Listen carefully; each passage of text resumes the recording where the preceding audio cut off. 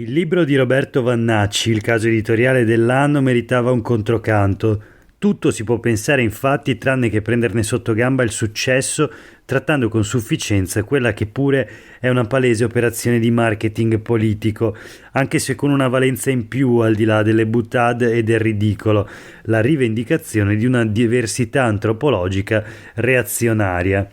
In una nota diffusa nei giorni scorsi usa queste parole il giornalista vicentino Alessio Mannino, che al saggio di Vannacci ha dedicato un pamphlet tutto pepe, una sorta di instant book con un titolo che non lascia molto all'immaginario.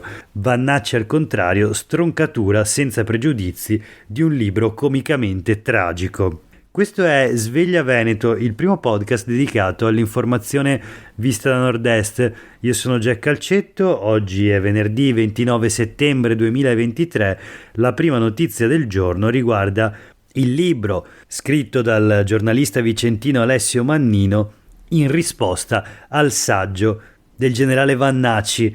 Come questo, il libro è disponibile per l'acquisto su Amazon. Vannacci al contrario, stroncatura senza pregiudizi di un libro comicamente tragico, è il titolo appunto scelto dal giornalista vicentino Alessio Mannino, che in questi giorni ha dato alle stampe un pamphlet in cui contesta il manicheismo che pervade alcune idee contenute nel saggio firmato dal generale Spezzino, da settimane al centro di una polemica senza fine tra detrattori e supporter.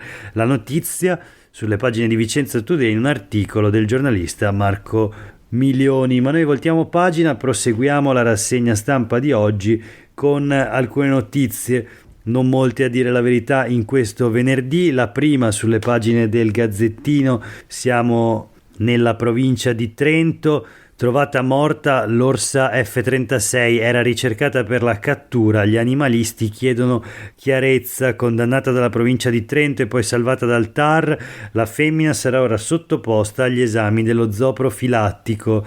La notizia anche sulle pagine dei quotidiani del gruppo Gedi, trovata morta nel bosco un'altra orsa ricercata.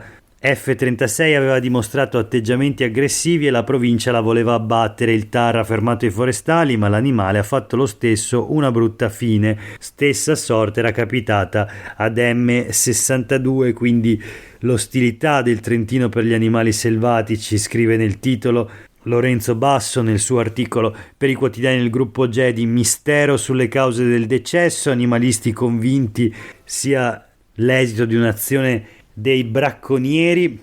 Vedremo come proseguirà questa vicenda degli orsi in Trentino.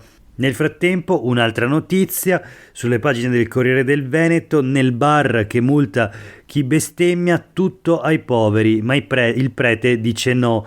Siamo a Castello di Godego in provincia di Treviso. Il parroco dice non si donano i soldi di chi offende Dio, ma risponde il barista, così pago la cena. Il barista vorrebbe infatti destinare in beneficenza i soldi raccolti, ma il parroco li rifiuta. Succede appunto in provincia di Treviso questa iniziativa del bar che chiede una multa a chi bestemmia.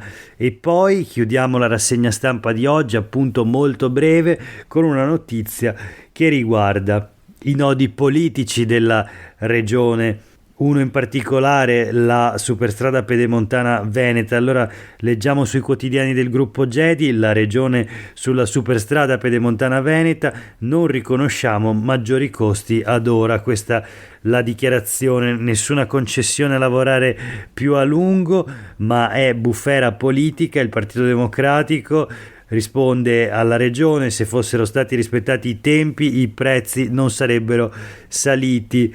La notizia di ieri è che la pedemontana costerà 361 milioni di euro in più. La versione ufficiale è che la regione Veneto ad oggi non ha concesso né proroghe sui tempi di realizzazione né maggiori costi riconosciuti a carico della concessione.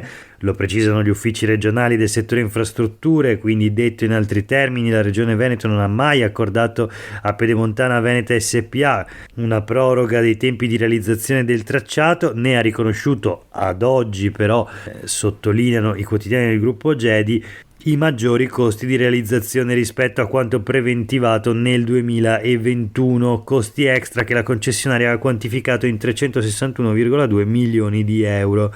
Una precisazione che aggiunge una nuova tessera al mosaico frastellato dei rapporti fra Regione Veneto e Pedemontana Veneta SPA, scrive Laura Berlinghieri sulle pagine dei quotidiani del gruppo GEDI.